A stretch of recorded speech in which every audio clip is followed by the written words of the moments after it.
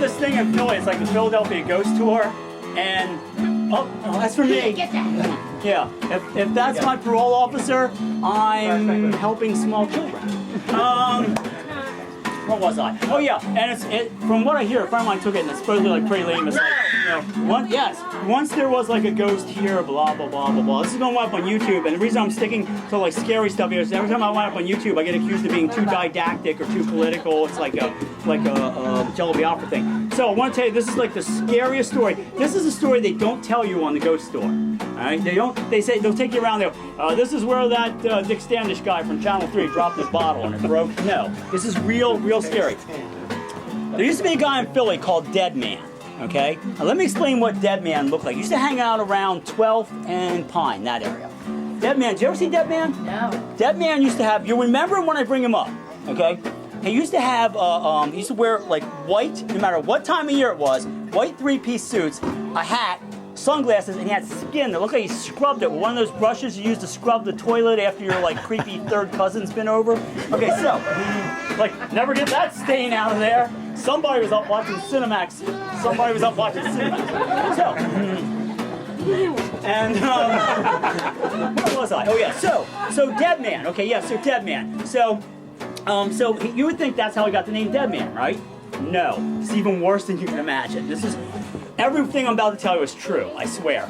There used to be a bookstore called Russikoff's down on Pine Street, and Molly Russikoff, who became Molly Dickey, she may be Molly Russikoff again, I don't ask her, but she's a good friend of mine. I think I would know my friends' last names, but Molly, who actually won a award from the Paris Review, like some real cash, I know because I drank, for free for a while from her, a friend of mine. When my friends win money, I drink. So, is it winning money if you get the Paris Review likes your poem? Does anybody know? It's winning. If you get free money and you just wrote a poem for it, it's winning, okay? I don't care if it's like a Nobel Prize for literature, you won that freaking money. And they're giving it to people who write, knowing darn well they're going to drink with it. Okay, getting back to the story here. All right, so there's a bookstore called Russikoff's. And again, I don't want to get off the subject, but the anarchist bookstore moved. And I wondered, when they move an anarchist bookstore, because they're always like no government, do they bother filling out change of address forms?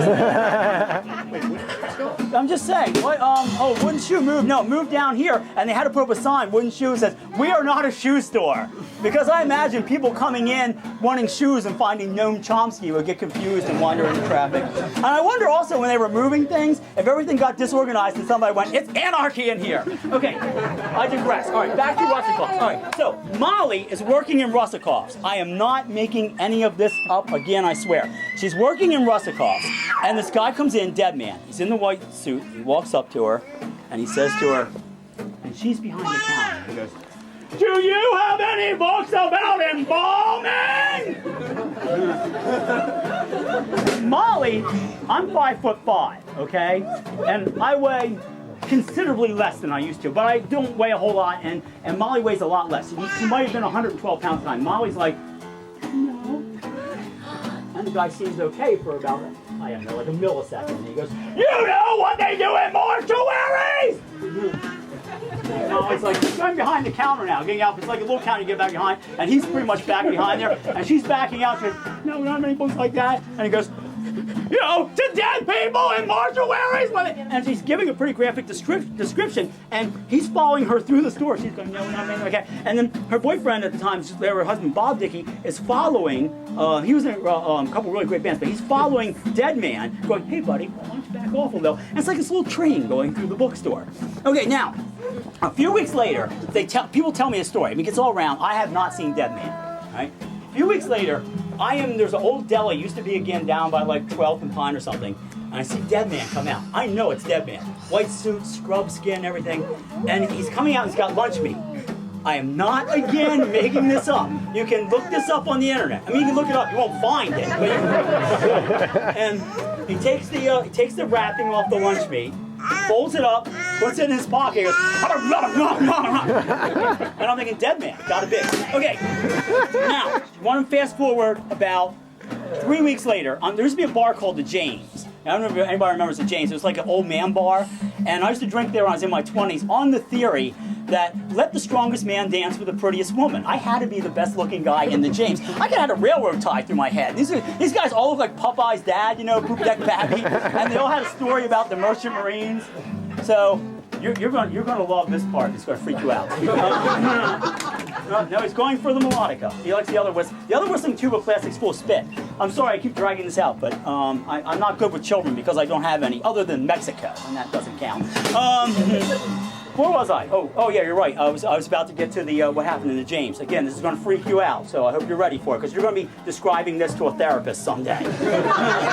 So, I'm sitting in the James figuring if a woman, I should also bring up the fact women never went into the James, but if one went in, I had a pretty good chance with her. So I'm sitting there drinking, you know, just drinking. Some people there I know, and Dead Man comes in. And I'm like, Dead Man is drinking in the James. Dead Man. And this is before cell phones, when we just had like tin cans with a little string through them. So, you know, I can't call anybody and say, Dead Man is drinking in the James. So what happens is, I'm sitting there, what's he going to order? So I'm fascinated by him. So I see he orders, you know, like a decent, like, you know, sort of sophisticated drink. Not like a Manhattan or anything, but just like a straight bourbon or something. Oh, sorry about that. You've got two eyes, and Sammy Davis Jr. had a great career with just one. So, okay. So Dead Man drinks, and he's very dainty, finger extended, you know, drinks it, pinky extended, puts it down, he finishes it, and he goes to the bathroom. Okay, not that fascinating. Guy goes to the bathroom. Seen it before. The James, by the way, had one of those like one-shot bathrooms. You know what I mean? There's just like one toilet in there, which was good for the James because if two people had gone in there together, we wouldn't have been happy. So, Dead Man goes in. Okay, and he comes out and he's wiping the bottom of his shoes. I've never seen anybody exit the bathroom and wipe the bottom of their shoes. He straightens up his little Dead Man costume, walks out with his little goose-stepping step. I was amazed too. And he walks out, and all of a sudden one of the old Popeye's dad, Poop Deck Pappy guys, gets up and goes to open the door, opens the door of the bathroom. Somebody just shit on the floor. That is the scariest thing ever to happen in Philadelphia.